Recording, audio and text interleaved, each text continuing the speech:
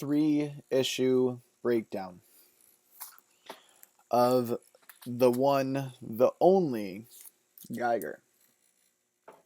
This has been an amazing origin story arc that all kind of culminates into issue 3. And there's still probably more that we haven't learned yet, but issue 3 we really get to learn a lot about Tariq, who is the glowing man, also known now as Geiger.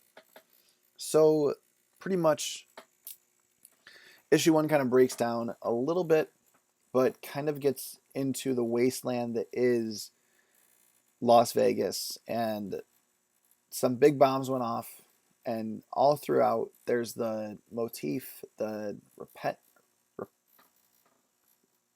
repetitiveness. That's not the right word. The repetition of the skulls. That's just something that we see coming up over and over again. And you can kind of see in Geiger's demeanor and Geiger's physique that he's wearing armor, but at the same time, like, he's down to the bone with just radiation. And we learn a lot about him in these 3 issues. And not only do we learn a lot about him, we learn a lot about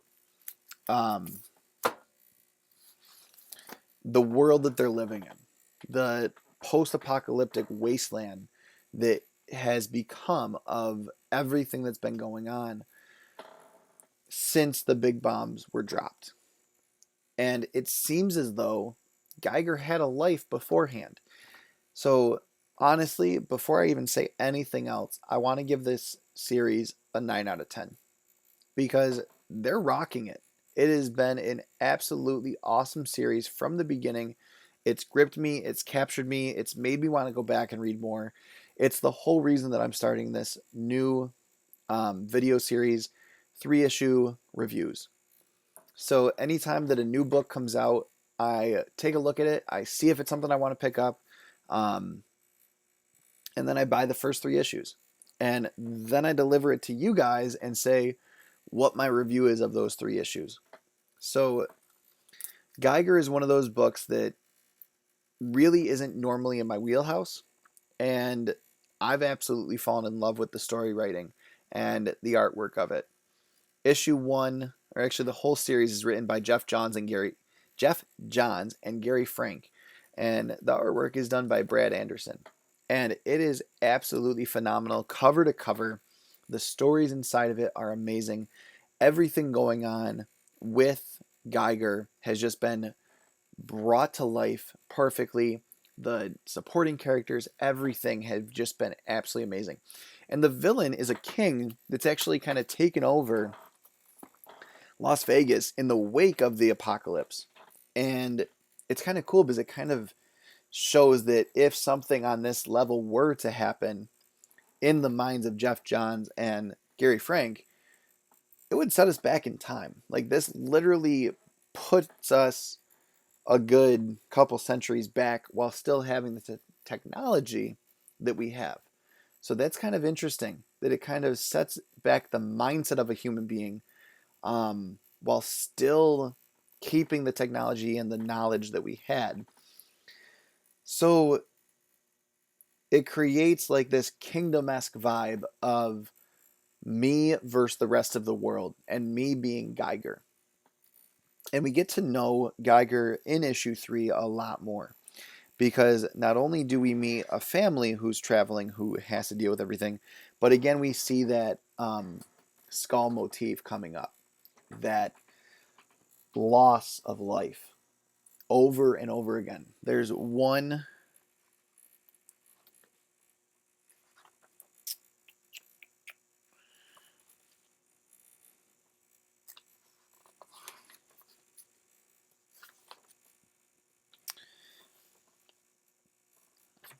here it is. 2, 3 different times that we get that skull-esque vibe, and the breaking. This is actually the 4th or 5th time that we get it. And like I said, look, the king.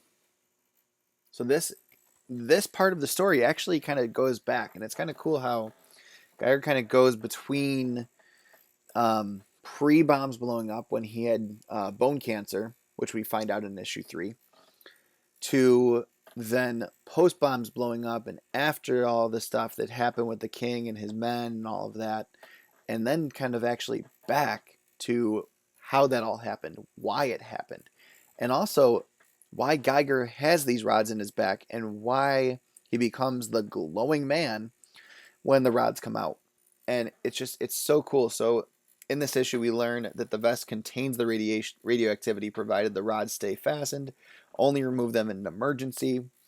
You build up too much power without the rods secured, and everything you have inside you will explode.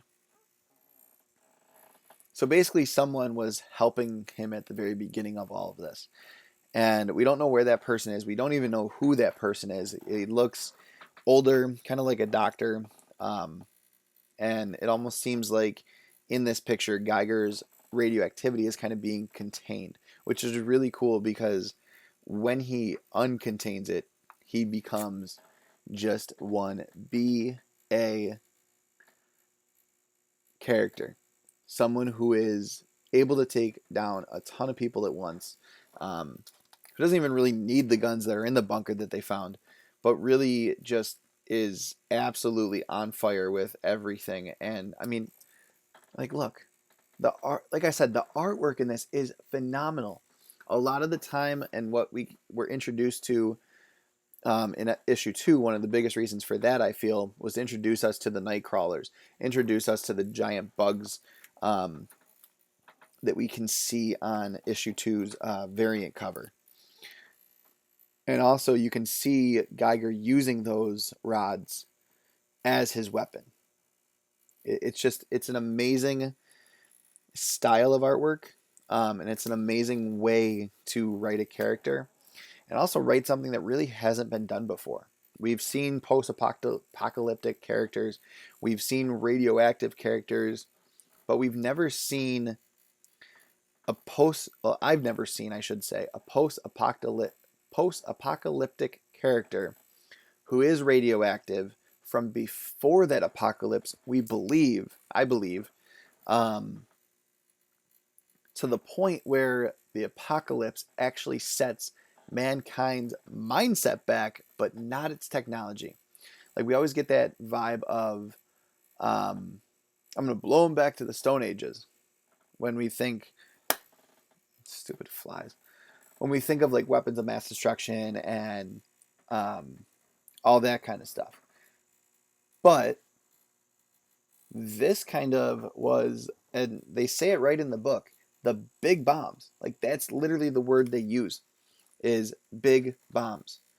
And the reason why Geiger becomes the glowing man in front of these men, in front of the king, is because he was saying, you've basically been defending a grave all this time. Really, that's why you're out here? That's the whole reason for all of this? And it's crazy that everything that's been going on in this book has been kind of jumping all over the place, but still very easy to follow. And that's one of the biggest reasons why I love Geoff Johns and Gary Frank as a writer. They're able to tell a whole story in flashbacks, in those in a jump forward style, and then just kind of tie different bits and pieces together to then say, here's what happened, here's how it happened, and here's where it's going, and here's why this character is feeling this sort of way about the current event. They are doing a phenomenal job of this. I am absolutely loving this read. It has been a ton of fun to read. So, if you have not already picked it up, I highly suggest that you do. But the other thing that I highly suggest that you do is come back and check out these 3-issue catch-up breakdowns. I'm going to do them as much as I can with new books that are coming out and kind of just go from there. So, the other thing I'm going to be doing is just some fun unboxings, breakdowns of videos. I talked about on one of my last live streams that I was going to be doing more breakdowns at the end of TV shows and after a movie instead of episode by episode. I feel like when you go episode by episode, because there's so many YouTubers out there doing that, you don't really get the full picture, and your audience is so split over who they want to go see and who they want to watch that they end up going to the bigger channels and they get the same information more than once, and it just ends up not being fun for me to make it because I'm making it to just kind of keep up with them, and that's not why I did this. I did this to kind of just talk about comics with everyone. So anyways, as I said, like this video, comment on it, and subscribe. When you subscribe, make sure you hit that notification bell.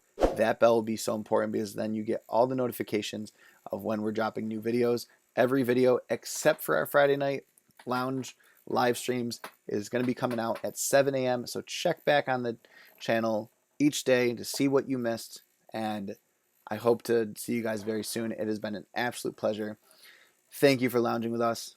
Keep collecting.